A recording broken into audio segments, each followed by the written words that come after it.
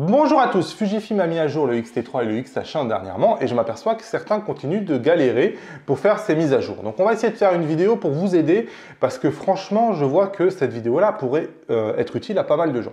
La première des choses, si vous ne savez pas faire la mise à jour, j'ai créé un guide complet de mise à jour de votre Fuji. Donc la première des étapes, c'est d'aller voir cette vidéo. Tapez dans Google Fujifilm guide complet mise à jour, vous allez tomber sur la vidéo.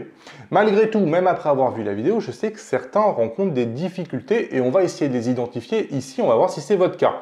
La première des difficultés, c'est le fait que lorsque vous avez mis votre fichier DAT, donc date, qui est le fichier qui est téléchargé sur le site de chez Fuji, dans votre carte SD. Et pourtant, lorsque vous mettez votre carte SD dans le port 1 de votre appareil photo et que vous dites à l'appareil photo « Regarde sur la carte SD », malgré tout, il vous indique qu'il ne trouve pas le fichier. La plupart du temps, c'est parce que vous l'avez mis au mauvais endroit. Il est important de mettre ce fichier-là à la racine de votre carte SD. À la racine de votre carte SD, ça veut dire qu'il ne doit pas être dans un dossier.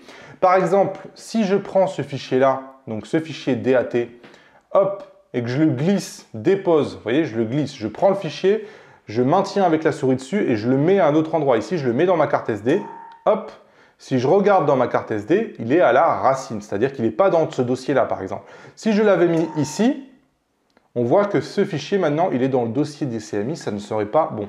Donc, il faut le sortir vraiment et le mettre à la racine. Malgré tout, ça ne suffit pas.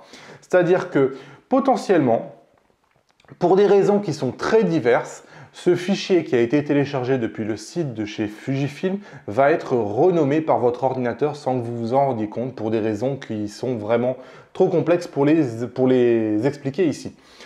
Ce qui est important de vérifier, c'est que 1. Le nom du fichier que vous avez téléchargé ne doit pas contenir de tiret. Il ne doit pas contenir d'underscore, il ne doit pas contenir d'espace.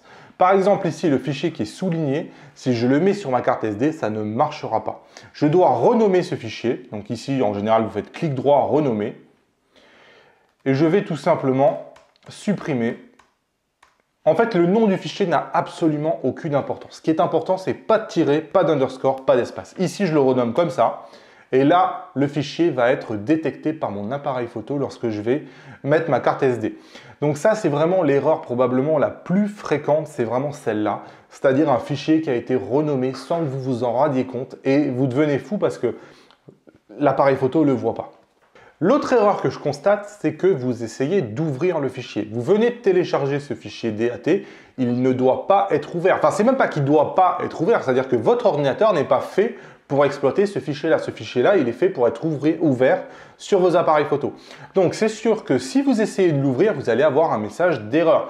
Donc, je vois beaucoup de gens qui me disent « Oui, mais je clique dessus et il me dit pas de programme pour l'ouvrir, etc. » C'est normal. Ce n'est pas ce que vous devez faire. Vous n'avez pas besoin de l'ouvrir. Vous avez simplement besoin de copier ce fichier-là sur votre carte SD, de déplacer ce fichier-là sur votre carte SD. C'est la seule opération que vous devez faire et vous n'avez pas besoin de l'ouvrir. Donc, si vous avez un problème de mise à jour, pas besoin de l'ouvrir. Vous devez glisser ou copier le fichier là. Sur la plupart des ordinateurs, il suffit de faire un CTRL-C ou un Commande-C sur Mac et ensuite faire un Commande-V ou un CTRL-V dans votre carte SD pour copier le fichier. Si vous ne savez pas le faire, vous pouvez demander de l'aide à votre entourage. Ensuite, vérifiez le nom de ce fichier. Le nom du fichier ne doit pas contenir d'underscore, ne doit pas contenir de tiret, ne doit pas contenir d'espace. Normalement, en suivant toutes ces préconisations-là, vous devriez y arriver sans mal et tout devrait bien se passer.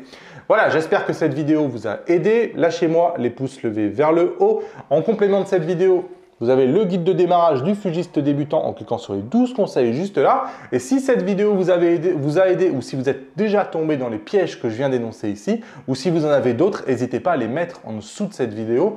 Comme ça, c'est une vidéo sur laquelle à chaque fois que quelqu'un a un problème de mise à jour, il va tomber. Allez, à bientôt sur la chaîne.